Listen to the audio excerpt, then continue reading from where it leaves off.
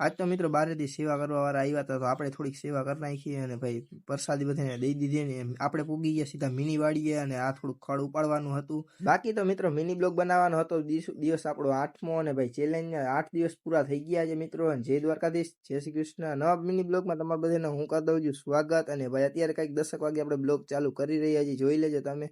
અને આપણે મિત્રો બારે સેવામાં વયા ગયા કારણ કે મિત્રો અહીંયા જમવાનું દર રવિવારે અમારે દેવા આવે તો આપણે પછી સેવામાં ઊભું રહેવું પડે. અને તમારો ભાઈ મિત્રો ગાંઠિયાનું શાક પીરસવામાં ઊભો રહી ગયો તો સેવા પૂરી કરીને હું જમવાનું લઈને આવી ગયો સીધો ઘરે. અને પછી ભાઈ અત્યારે તો મિત્રો આપણે જવું છે વળી પાછું મિની વાડીએ કામે જવા માટે. અને ભાઈ દરવાજો બંધ કરીને આપણે સીધા નીકળી જાય મિની વાડીએ જવા માટે. આ છે મિત્રો અમારી મિની વાડી. તો અહીંયા ભાઈ આપણે કામ કરવું છે અત્યારે. તો આ ખડ બધું ઉપાડવાનું છે, ખડ ઉપાડી લે. ખડ ઉપાડી પછી મિત્રો કંઈક આવું થઈ ગયું ચોખ્ખું બધું. અને વળી પાછા મિત્રો સાંજે 6 વાગે આપણે મિની બ્લોગ આપણો ચાલુ કર્યો. અને ભાઈ અત્યારે તો મિત્રો જાવું તો આપણે ખાનદાની બેગ છે ને રિપેર કરવા માટે, કારણ કે ખાનદાની બેગનું છે ને મિત્રો પાછળનું ચેન તૂટી ગયું હતું. તો ચાલો મિત્રો એને રિપેર કરવા માટે નીકળીએ.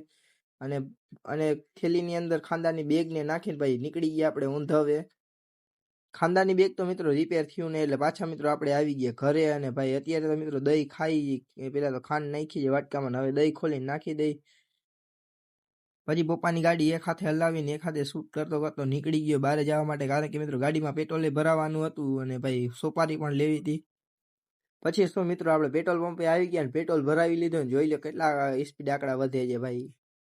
અને પાછા મિત્રો નીકળી ગયા સીધા ઘર બાજુ જવા માટે. એક હાથે વળી પાછા ગાડી હલાવીને શૂટ એક હાથે કરતો હતો ને પાછા પૂગી ગયા મિત્રો ઘરે. ને ભાઈ આજનો બ્લોગ આટલો જ. ગમે ત્યારે લાઈક અને સબસ્ક્રાઈબ કરજો. જય દ્વારકાધીશ, બાય બાય.